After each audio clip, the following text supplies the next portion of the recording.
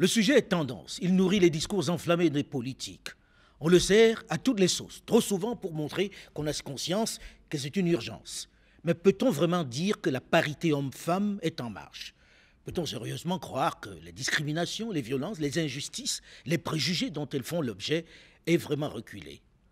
Au-delà de certains médias et organisations qui parlent plus souvent d'elles de façon trop souvent misérabiliste et caricaturale, comment jugent-elles leurs conditions? Bonjour à tous et bienvenue dans l'étape ivoirienne de la série des débats africains consacrée au leadership féminin en Afrique. Occasion d'écouter cette fois-ci les leaders, les chefs d'entreprise et responsables ivoiriennes parler d'elles-mêmes, de leur place dans la société, de leurs préoccupations, mais également de leurs espoirs. Plusieurs invités sur ce plateau du bord de la lagune ébriée. D'abord, Kadija Duparc, présidente et directrice générale de Sky Architects, cabinet qui gère d'importants projets dans la sous-région, tels que l'électrification rurale, la construction des sites de production, des hôpitaux, des bureaux, des logements sociaux et autres ouvrages. Elle travaille notamment en ce moment sur la construction du marché de gros et de détail dans la ville de Yopougon, qui représente la commune la plus dense d'Abidjan. Bonjour Kadija Duparc. Bonjour Alain. Merci d'être là. Notre seconde invitée est Viviane Bakayoko, directrice générale de Citibank Côte d'Ivoire. Elle dirige donc l'une des plus importantes institutions financières de la place. Bonjour Viviane Bakayoko. Bonjour Monsieur Foucault. Notre troisième invitée, multitâche, particulièrement active dans son secteur, celui de la santé, est le docteur Linda Kaboré, pharmacienne, présidente de Africa Santé Expo, une plateforme découverte d'information, de formation, d'opportunités d'affaires et d'échanges sur le cadre réglementaire dans le domaine de la santé pour le bien-être des populations. Marraine des tradis praticiens de Côte d'Ivoire, présidente du Lions Club Abidjan Océan, activité associative. Bonjour Linda Kaboré. Bonjour. Merci d'être là. Notre quatrième invitée est une femme de terrain. Elle est à la rencontre de nombreuses femmes du secteur privé.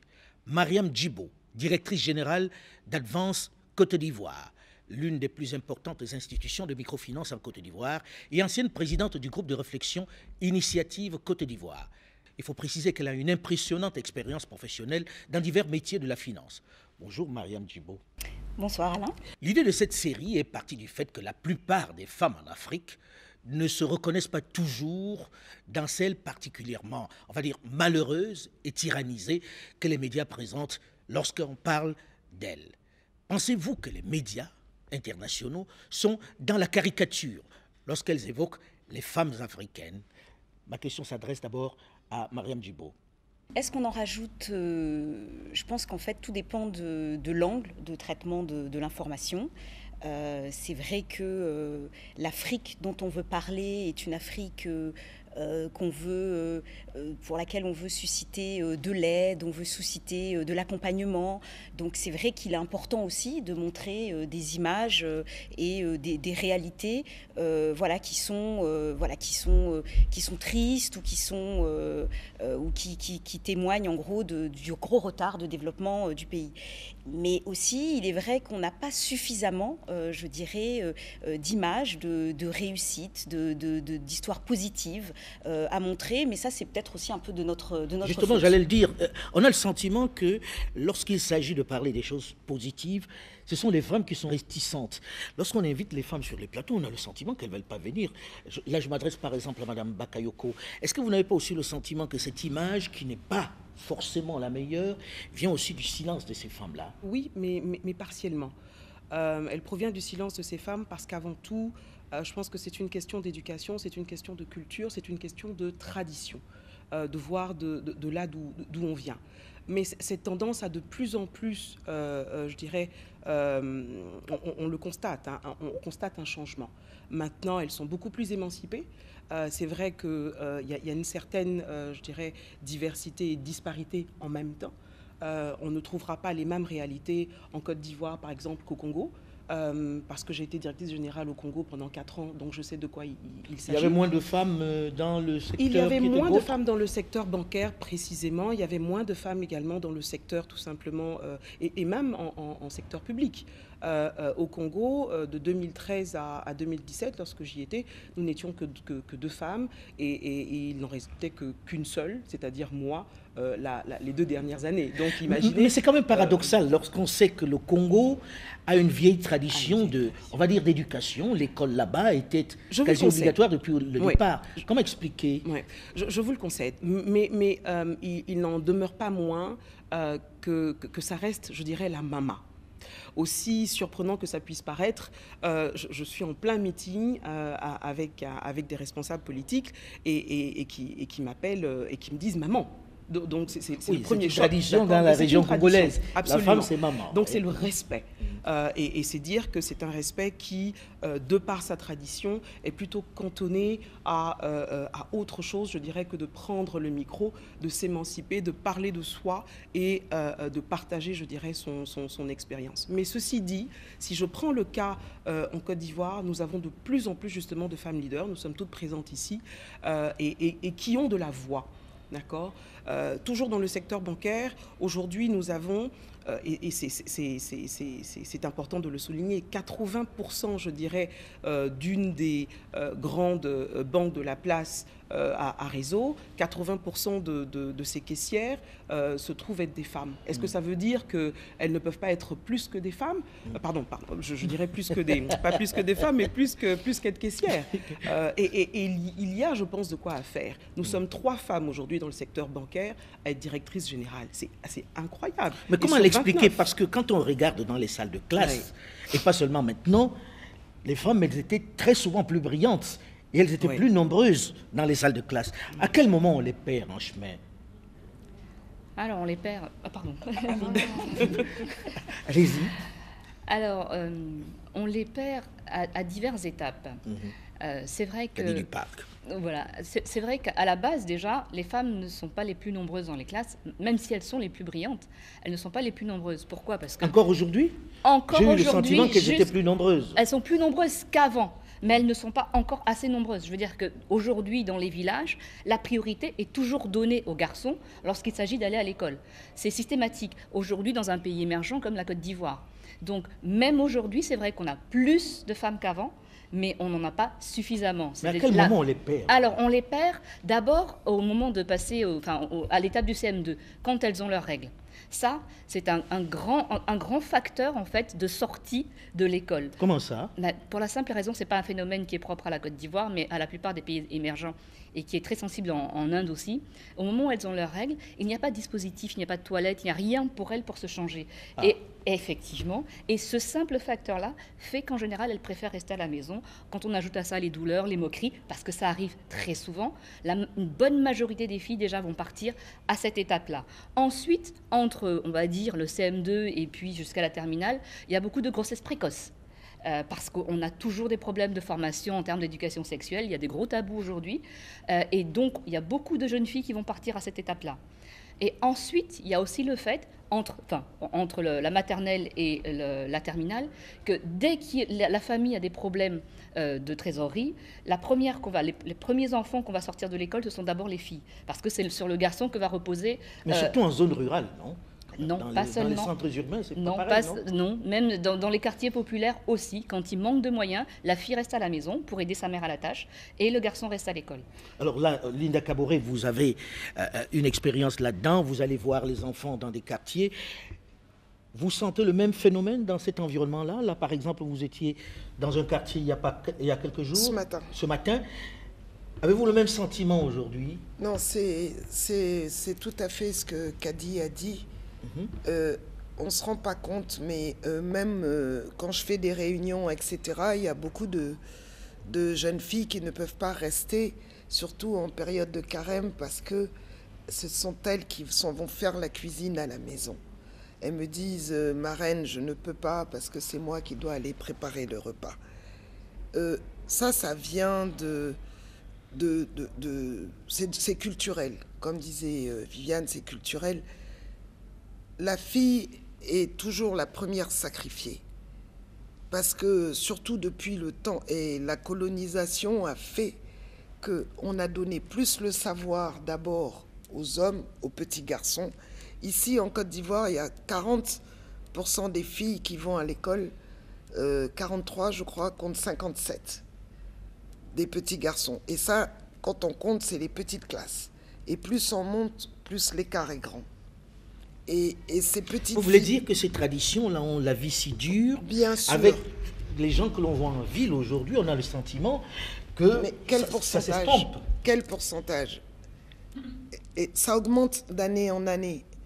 Regardez, par exemple, ici en Côte d'Ivoire, on a eu des législatives où il y a une loi qui a dit que sur la parité, il fallait, en 2019, qu'il fallait que 30% des candidats soient féminins.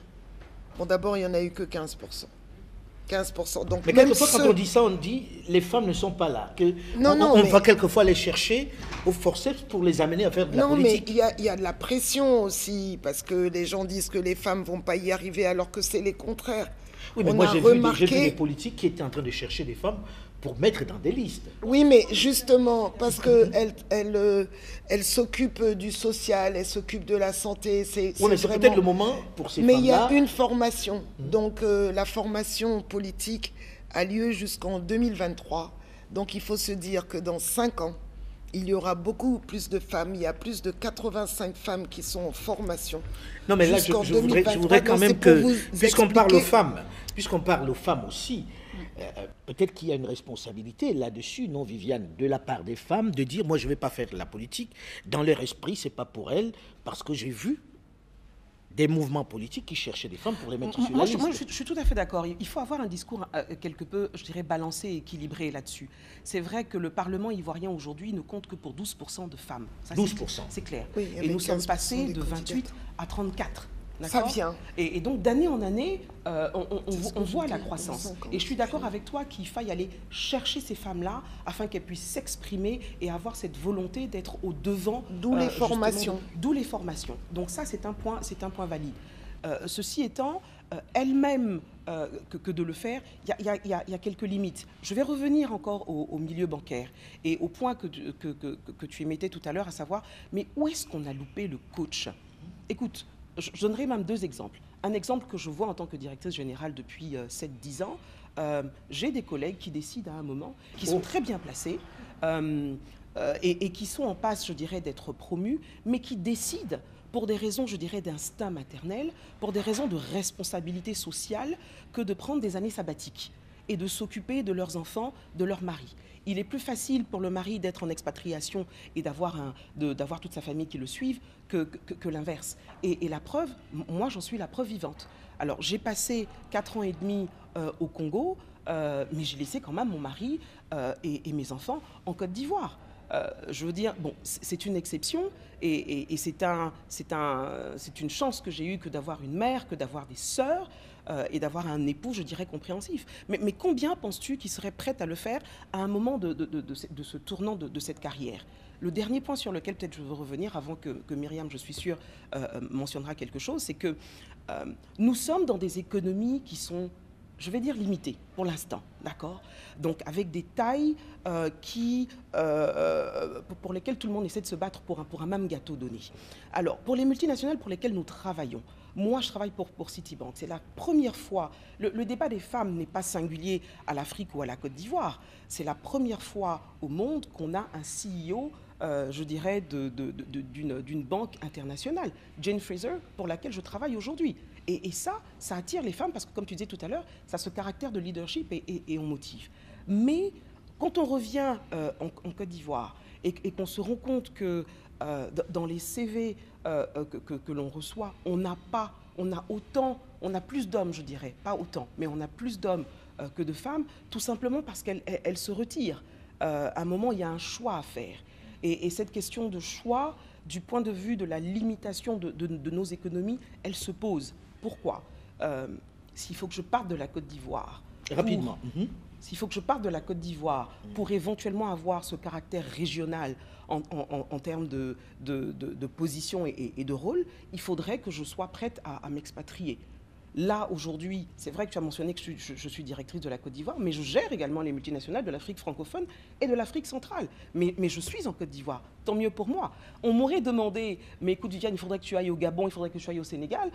J'aurais dit, bon, écoute, 4 années d'expatriation, c'est peut-être bon, mais plus oui, que mais bon, ça... Bon. là, vous êtes déjà dans une posture qui est importante. Moi, je voulais qu'on parte du fait qu'on perd du monde en chemin. Est-ce le fait des hommes? Est-ce le fait des femmes elles-mêmes? Parce que là, on se rend souvent compte que ce sont les mamans qui brident, non, Mariam? En fait, je pense qu'il y a... Vous parliez tout à l'heure de responsabilité. En fait, je pense qu'il y a vraiment les deux. On est enfermé en fait dans des constructions sociales. Et c'est à la fois le fait des hommes que ça arrange, parce qu'ils ont un complexe, je dirais, de supériorité. Merci. Ils ne supportent pas la contradiction, ils ne supportent pas voilà, le leadership féminin. J'ai bien fait d'initier cette émission, je me fais insulter. Et de l'autre côté, c'est vrai que la femme aussi, elle a été éduquée, je dirais, dans cette construction-là, où on lui répète, on lui donne des missions qui sont plutôt, je dirais, des missions voilà, sociales, occupe-toi de la maison, occupe-toi de ton mari, etc. Et donc, elle doit lutter contre ça. Oui, et on donc, voit les mamans évident. généralement dire non, ça c'est pas pour elle, ou bien c'est elle qui est la première à brider la fille. Oui, en fait, les mères, en fait, si vous voulez, enfin, elles vont continuer et elles vont continuer la tradition. Après, elles veulent que les femmes réussissent. Mais à un moment, moi j'ai plein de collaboratrices au bureau. À un moment, on va leur dire, mais voilà, il faut que tu aies un enfant, il faut que tu te maries. Et là aujourd'hui, moi, dans mes collaboratrices, hein, j'ai interrogé une quarantaine de, il y a 600 femmes, 600 collaborateurs chez Advance, 50% de femmes. J'ai interrogé les middle managers, donc celles justement qui doivent passer à l'étape supérieure.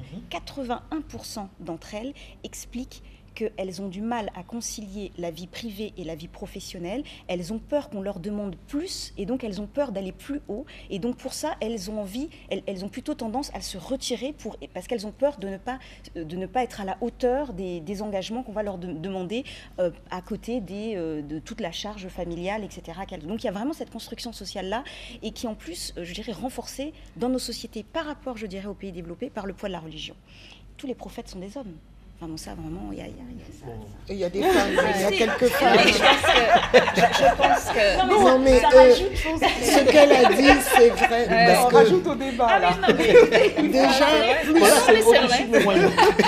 Déjà, plus de 65% du secteur informel et des plantations, etc., ce sont des femmes.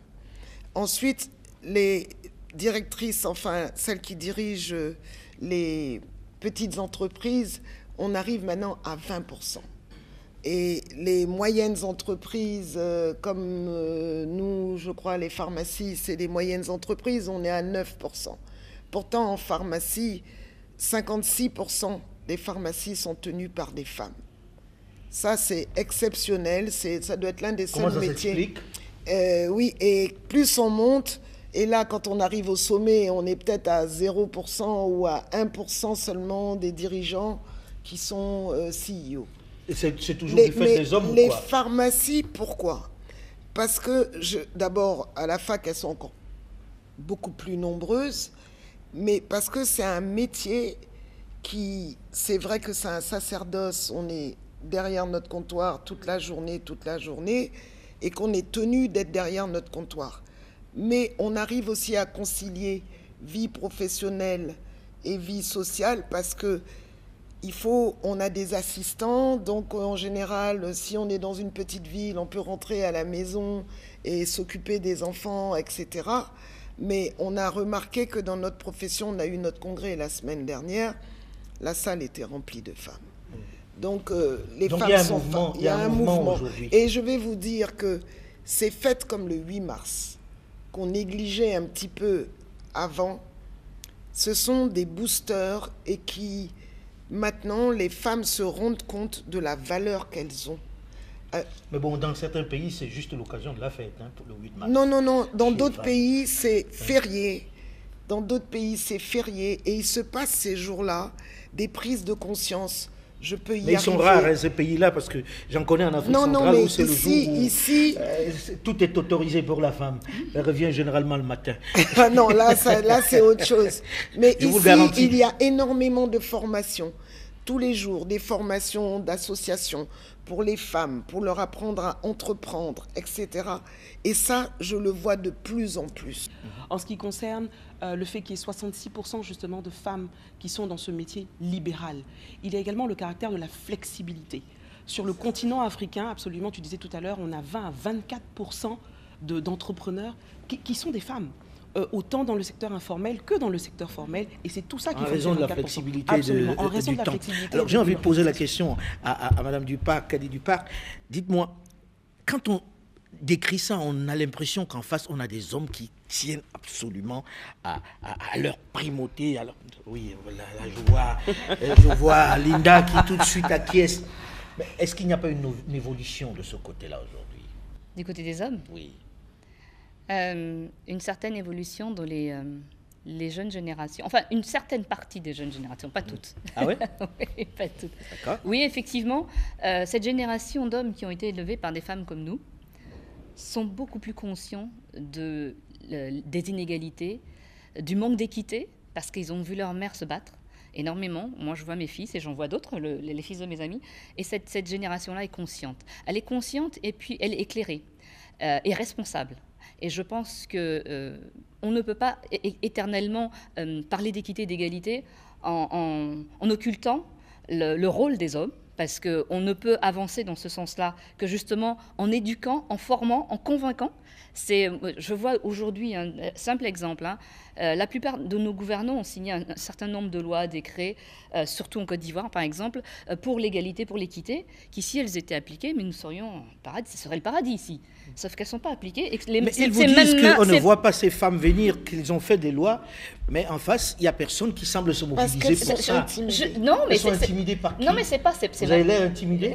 Non, c'est pas tellement qu'elles sont... On le fait. Si vous regardez sur les réseaux sociaux, on communique. Là, je suis en train de le faire. On le fait, mais on est inaudible pour l'instant, parce que de toute façon, au niveau des lois, on ne peut rien faire. Tout ce qu'on peut faire, nous, c'est à notre niveau... puisque de toute façon rien ne peut venir du haut, ou en tout cas on n'attend pas grand-chose du haut, c'est de faire partir les choses du bas, bottom-up. Et effectivement, on est dans des associations, on milite en permanence, on essaie de jouer, on fait du mentorat, du coaching, on joue les rôles modèles. Ça ne se voit pas, parce que c'est souterrain, parce qu'on n'est pas exposé. Vous disiez tout à l'heure, ah oui, mais on appelle les femmes, elles ne viennent pas. Mais à combien de femmes? À chaque fois on fait une émission, on appelle une femme africaine. Non, je ne suis pas d'accord. Mais peut-être que c'est son mari qui a refusé. Non, c'est pas ça.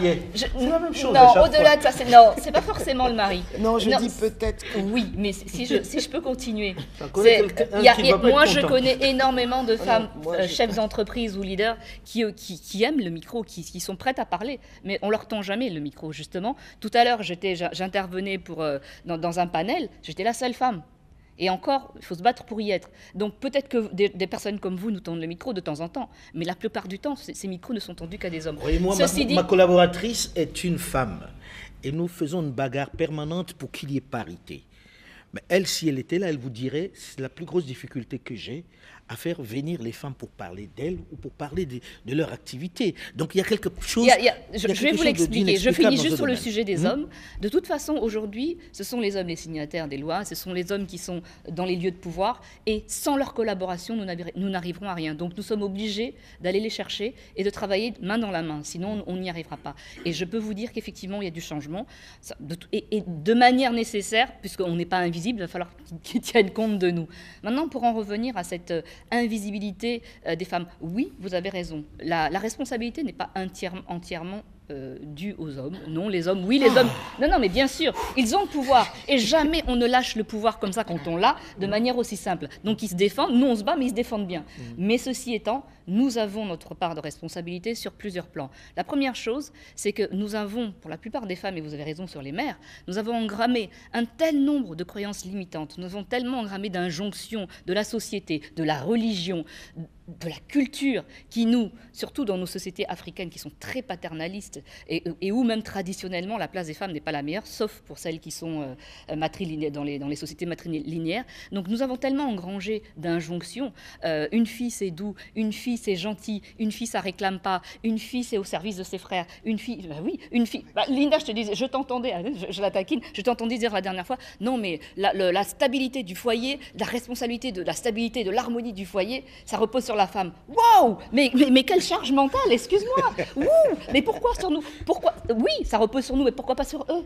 Donc, voilà, et donc je finis. Donc, quand même quelqu'un comme Linda, qui se bat pour les femmes tous les jours, est capable de dire ça, et en y croyant vraiment, c'est qu'on a un souci. Et moi, je connais des femmes qui sont médecins, qui sont entrepreneurs. Quand leurs filles leur disent, je suis architecte, maman, je veux être architecte, ah oui, non, mais quand même, tu vas pas pouvoir gérer ta famille, tes enfants. Je vous parle de femmes qui ont des métiers, hein, qui, je veux dire, qui tous les jours se battent. Mais justement, elles ont tellement eu à se battre que des fois, elles préfèrent que leurs filles aient la sécurité de l'emploi, n'aient pas trop à se battre. Et donc, tu te rends compte, tu vas pas pouvoir avoir des enfants, ça va être compliqué. Non, sois plutôt architecte d'intérieur. Mais les filles, elles viennent me le dire. Non, mais c'est terrible. Pourquoi? Parce que les maths, c'est pas fait pour les filles. Mais quand on a entendu ça toute son enfance, on finit par l'intégrer. Et que même si c'est vrai qu'on se bat, elle, moi, tout le monde, même nous, on a intégré, on a engrammé ces croyances limitantes. Et des fois, on se retrouve à dire des choses. Quand on me présente, moi, on ne dit jamais, même la dernière fois, j'étais invitée à un panel d'une femme qui est très féministe. Et elle a présenté systématiquement toutes les femmes en commençant par « Je vous présente Kadi, mère de 3 enfants, mariée. » Je dis « Mais je suis venue parler de quoi? De ma famille ou de boulot ?» Non, mais c'était ça, c'était systématique. Ce que disait Kadi, c'est-à-dire que je pense qu'il n'y a pas aujourd'hui, si jamais on ne peut pas avoir une carrière, on ne peut pas être une femme leader, comme on dit, si on n'a pas le compagnon qui, entre guillemets, autorise cela vraiment par un partage. C'est-à-dire que, bien évidemment, je veux dire, moi, on ne va pas sauter des générations. C'est vrai que nous, on a toute envie d'avoir une maison qui fonctionne, d'avoir des enfants qui sont bien éduqués, qui travaillent bien à l'école, etc. La seule différence, c'est que cette responsabilité-là, elle ne repose pas uniquement sur nous. Et elle repose aussi sur le conjoint. Et ça, c'est vraiment important. Et le jour où vous avez un conjoint qui partage cette responsabilité-là, là, il y a vraiment le monde des possibles, je dirais, en termes de carrière et d'évolution qui s'ouvre. Donc le rôle de l'homme est très important. Voilà. Je donne l'impression que ces conjoints, ils sortent du village. Non, mais pas du tout. Mais le conjoint, ça l'arrange. Je pense que ce qu'il faut retenir dans toutes ces interventions, dans toutes ces interventions, ce qu'il faut retenir, c'est la complémentarité. Et c'est de reconnaître effectivement que ce voyage de l'émancipation de la femme et tout le reste ne peut pas se faire sans l'homme. D'accord? Et bien évidemment, on ne peut pas se faire sans la femme elle-même. Donc ça c'est une certitude. Parce qu'on commence à penser que c'est une race qu'il faut faire. Non, bien sûr que non. Mais ça, c'est une option. Mais il faut aussi que les mentalités changent. Parce que on dit ça, pourquoi? Parce qu'autour de nous, il y a beaucoup de femmes qui ne peuvent pas...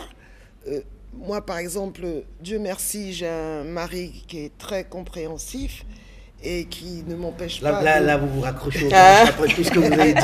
Mais Jean-Philippe, c'est pas vrai. J'ai beaucoup d'amis, je rêverais de faire comme toi, mais moi, je ne peux pas rentrer après 18h parce qu'il va me dire, mais tu ne peux pas laisser les enfants, je ne peux pas partir en voyage parce qu'il ne va pas comprendre pourquoi, etc.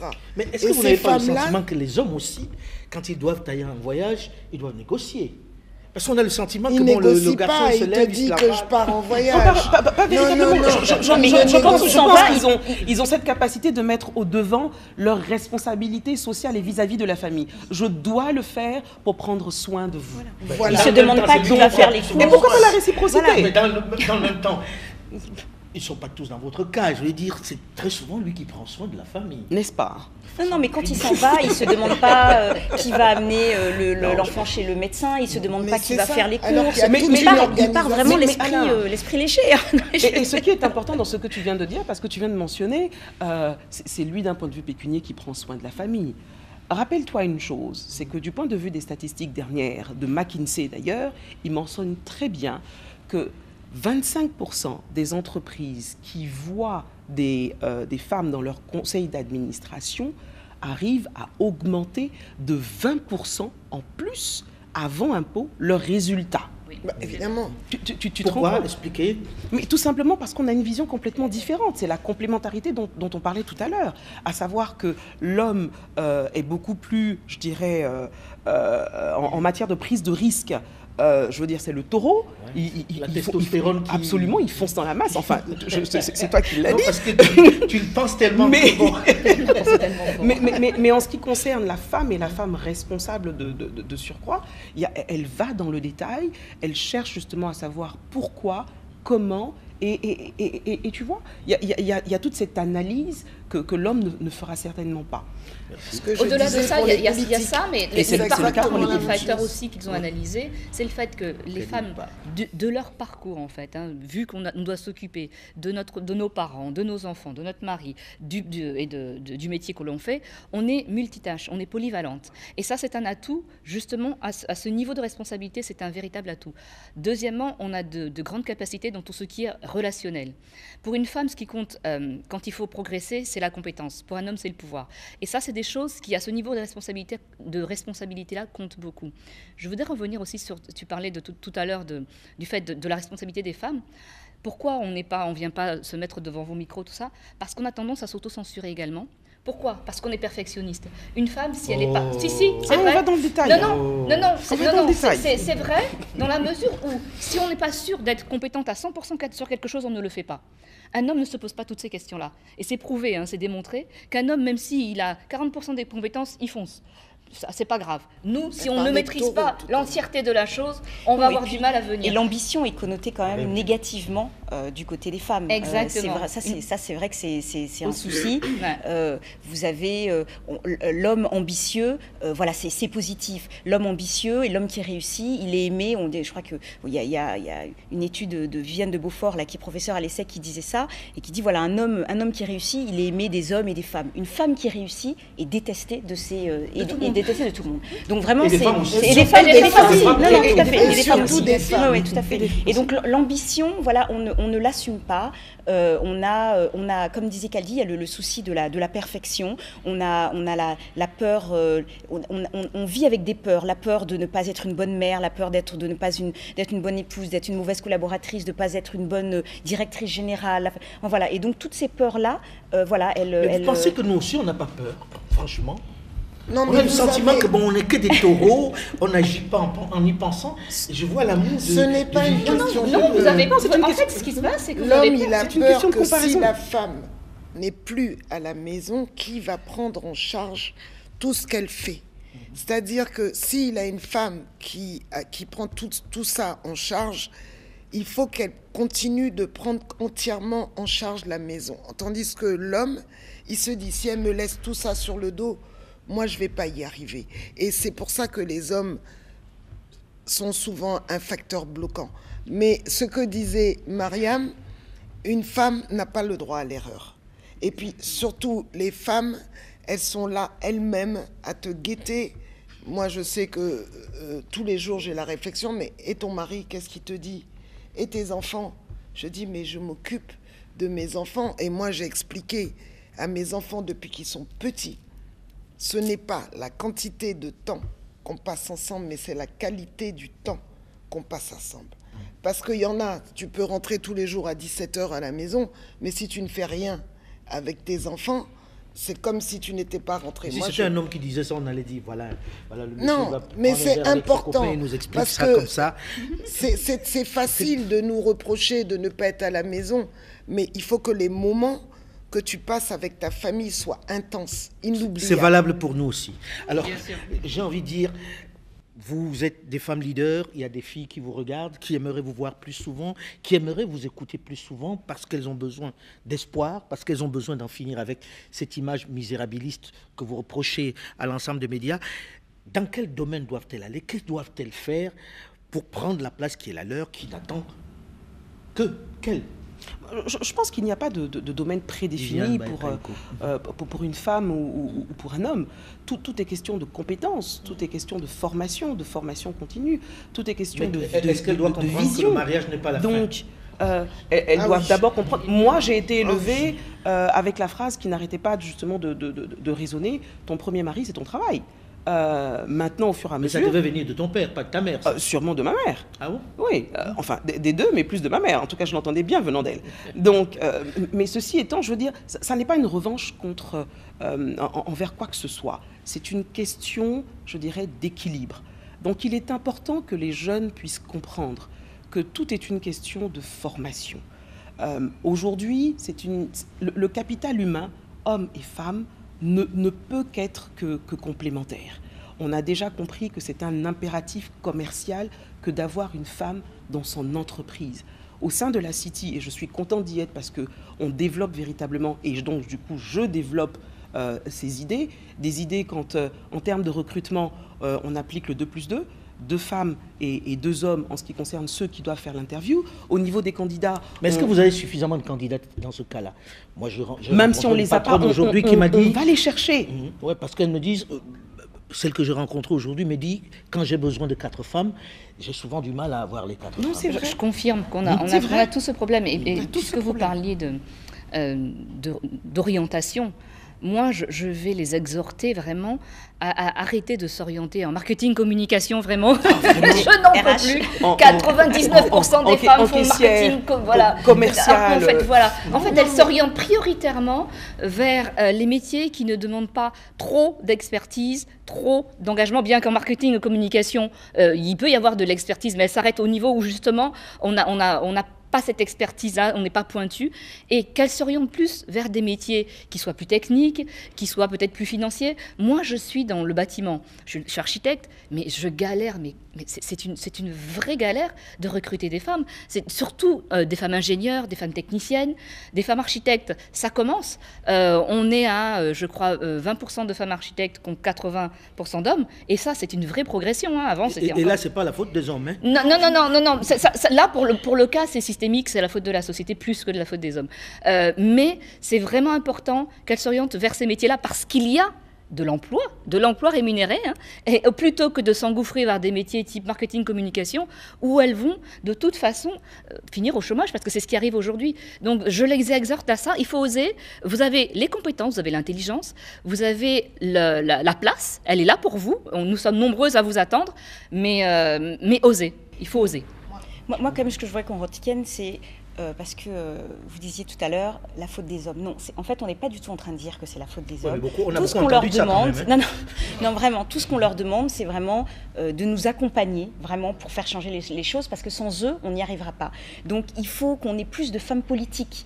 Vous le disiez tout à l'heure, hein, pour qu'elles nous aident à changer les lois. Il faut qu'on ait plus de femmes dans la société civile pour qu'elles accompagnent les changements de mentalité, la lutte contre les violences basées sur le genre. Il faut qu'on ait plus de femmes dans le secteur privé, sur des métiers techniques. Et tout ça, ça va se faire avec l'accompagnement, je dirais, des hommes qui sont aujourd'hui dans ces places de pouvoir-là et qui vont nous emmener avec eux. Et donc, je dirais, on n'est pas en train de dire c'est la faute. Il y a la société, il y a vraiment une construction sociale contre laquelle on essaie d'évoluer, et on a besoin de le faire avec eux. Vraiment. Bon, avant d'arriver, si je peux me permettre, comme moi je m'occupe de beaucoup de jeunes, avant d'arriver à ce niveau-là, c'est à la base que ça doit commencer. Si on ne leur donne pas les outils, moi j'étais au lycée ce matin de Yopougon avec mes 4390 élèves, si on ne leur met pas les outils, si elles ne savent pas qu'elles peuvent aller plus loin, oser, croire en leurs rêves, qu'elles ont autour d'elles que la couturière ou marketing et communication, qu'elles ont l'impression que c'est que le summum, ou ce qu'on voit sur les réseaux sociaux, que si tu fais un selfie, tu deviens milliardaire. Si c'est cette image-là qu'on donne, moi, je suis désolée, elles n'iront pas plus haut. Mais si nos médias montrent la réussite, montrent ce qui est possible, montrent, je ne sais pas, on a un film qui s'en va à Hollywood, personne n'est au courant. C'est pas normal qu'elles peuvent faire du cinéma, qu'elles peuvent faire tout ça. Non, on ne le leur dit pas. Donc, elle prend l'exemple sur ce qu'elle a à côté, la fille. Donc, avant d'arriver aux politiques et tout ça, il y a d'abord l'éducation. L'éducation, la formation, le coaching, justement, dont tu parlais tout à l'heure. Non, des modèles, mais je veux dire, avant d'arriver pour s'occuper du sommet, il faut qu'on commence à la base. Il y a une école d'excellence qui vient d'ouvrir en maternelle. Je pense que si elle se multiplie à Bobo, je crois, si ce genre d'école d'excellence se multiplie dès le bas âge, vous verrez le résultat. J'espère qu'on sera encore de ce monde. Mais je pense qu'au tout début voir tout ça. de l'émission, on parlait d'éducation, on parlait de culture, on parlait de tradition. Et on voit de toute façon les choses s'améliorer. Alors on va et aller partir dans sur ce cette sens. note positive en Oui. disant les choses vont s'améliorer, Oui. que les choses vont dans le bon J'espère être sens. encore de ce monde. On l'espère tous. Voyons. Nous arrivons malheureusement au terme de cette émission. Déjà. Merci mesdames d'avoir accepté de venir en débattre. Merci, Et merci, bon Alain. courage, on essaiera d'être à la hauteur. Nous arrivons au terme de cette émission. Merci de l'avoir écouté, merci mesdames d'avoir été là. La réalisation était de Sébastien Faye. À la caméra, Thomas Holland et Georges Benson. Ce n'est pas une farce, il s'appelle bien Georges Benson, même si ce n'est pas le grand artiste. Dans un instant, une nouvelle édition du journal sur Radio France Internationale.